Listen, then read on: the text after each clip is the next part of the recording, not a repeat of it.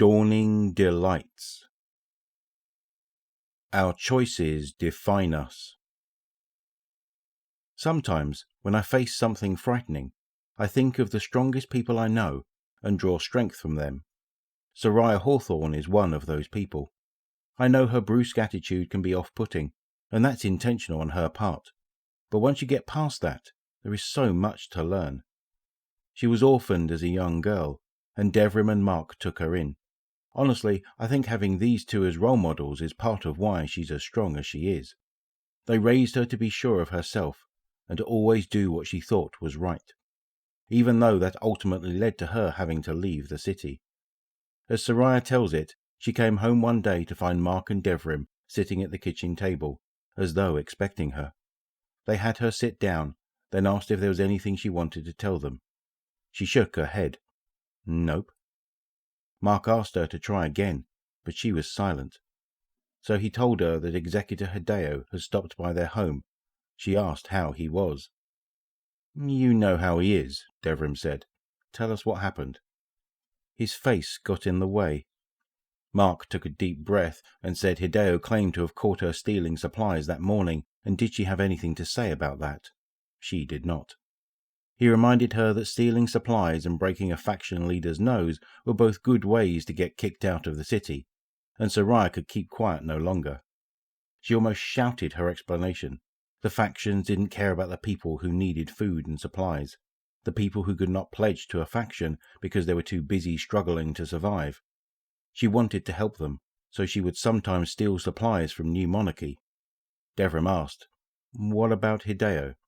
Soraya rolled her eyes and groaned, explained that when Hideo had found her, he'd said all manner of nasty, evil things to her. She was worthless, she was nothing, things like that. Devrim agreed. Hideo was, well, I won't repeat it, but suffice to say it means an unpleasant person. He held a lot of influence, though, and he was insisting Soraya be punished, harshly. For Soraya's part, this seemed to crystallize something.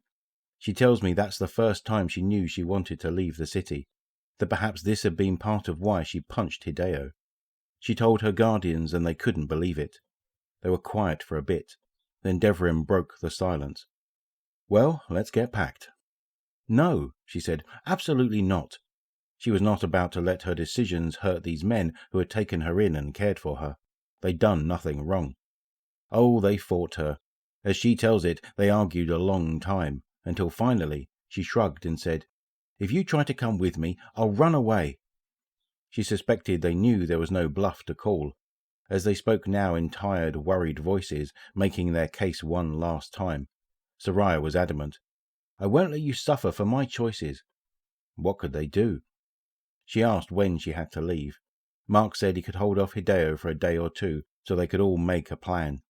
His voice became stern again, and he said, You're going somewhere close enough that we can come and check on you as often as we like, at least for a while. That is non-negotiable. He had no negotiating power, of course, but Soraya had agreed.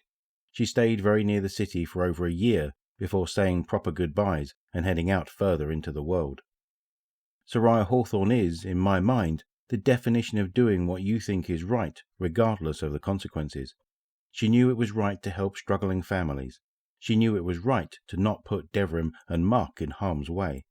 And she knew it was right to give them some peace of mind by staying close. That is the kind of true courage I have always admired. Elixni birdseed.